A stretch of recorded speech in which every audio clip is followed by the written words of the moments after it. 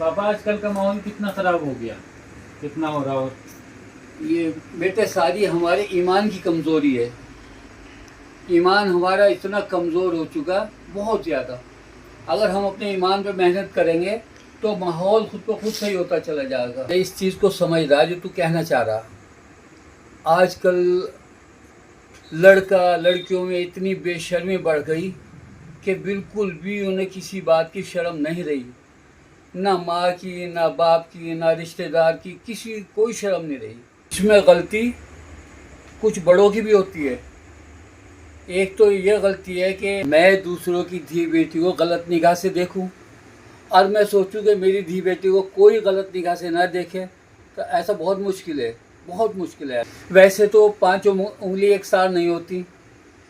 बहुत इस दुनिया में अच्छे आदमी भी हैं, अच्छे लड़के भी हैं, लड़के भी अच्छे हैं, उनके माँ बाप भी अच्छे हैं, और गलत लोगों के यहाँ अच्छी औलाद भी पैदा हो जा, और जो नेक माँ बाप हों उनके यहाँ गलत औलाद भी पैदा हो जा। जिनाकारी का इतना बड़ा गुनाह है, इतना बड़ा गुनाह है। बदकारी, जिनाकारी, गलत निगाह से किसी गैर महरम को देखना, ये बहुत बड़े गुनाहों में से हैं। इसे हम महसूस ही नहीं करते इस चीज़ को। हमारे हुजूर सल्लल्लाहु अलैहि वसल्लम के ज़माने में एक शख्स मुसलमान हुआ और वो आप सल्लल्लाहु अलैहि वसल्लम के पास आया और उसने कहा कि या रसूलल्लाह, मुझे ज़िनाकारी की इजाज़त दे दीजिए। आप सल्लल्लाहु अलैहि वसल्लम ने ना तो उसे मारा और ना उसे डांटा, और उसे पास बिठाया और बड़े आराम के साथ उसे कहा कि एक बात बताओ, अगर कोई तुम्हारी बहन के साथ ज़िनाकारी करे तो क्या आप इस चीज़ को पसंद करोगे? उसने कहा नहीं, मैं कभी ये पसंद नहीं कर सकता। फिर आप सल्लल्लाहु अलैहि वसल्लम ने कहा, अगर कोई तुम्हारी बेटी के साथ ज़िनाकारी करे तो क्या उसे पसंद करोगे?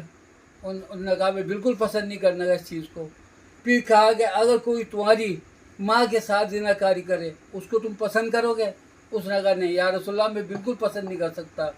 फिर आप सल्लल्लाहु अलैहि वसल्लम ने उनकी खाला, फूफी और इनकी सब की बात कही। उनने सब पे कहा कि मैं इस चीज़ को बर्दाश्त नहीं कर सकता।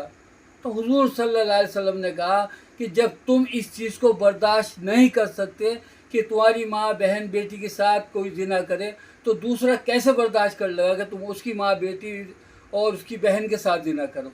उसके बाद हुजूर सल्लल्लाहु अलैहि वसल्लम ने उसे पास बुलाया और उसकी छाती पे हाथ रखा और उसे दुआएं दी।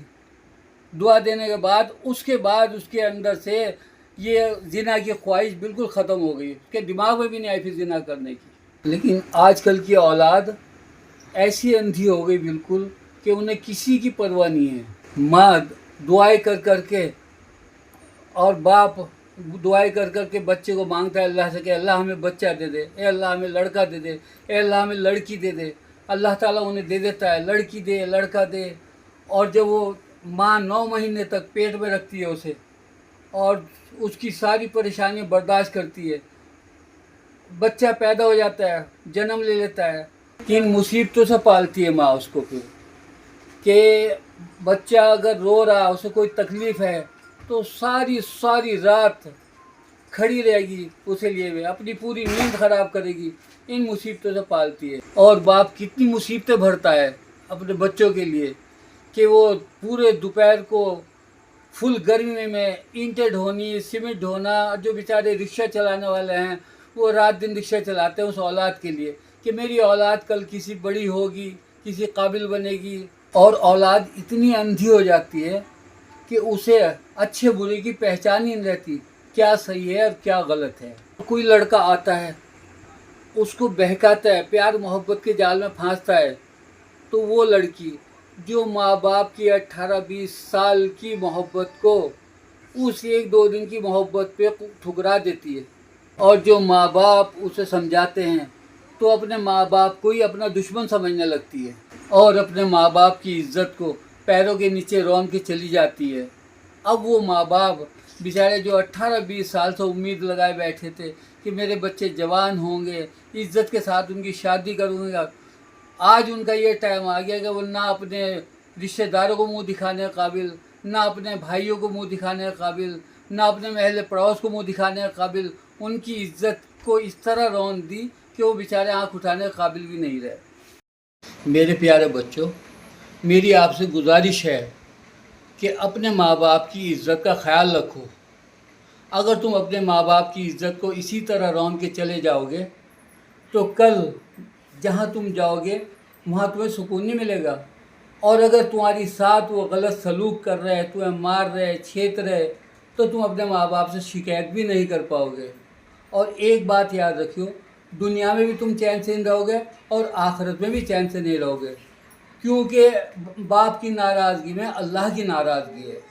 اللہ تعالیٰ پوری دنیا کے انسانوں کو اور لڑکا لڑکیوں کو اپنے ماں باپ کی عزت کرنے کی اور ان کی عزت بچانے کی توفیق عطا فرمائے۔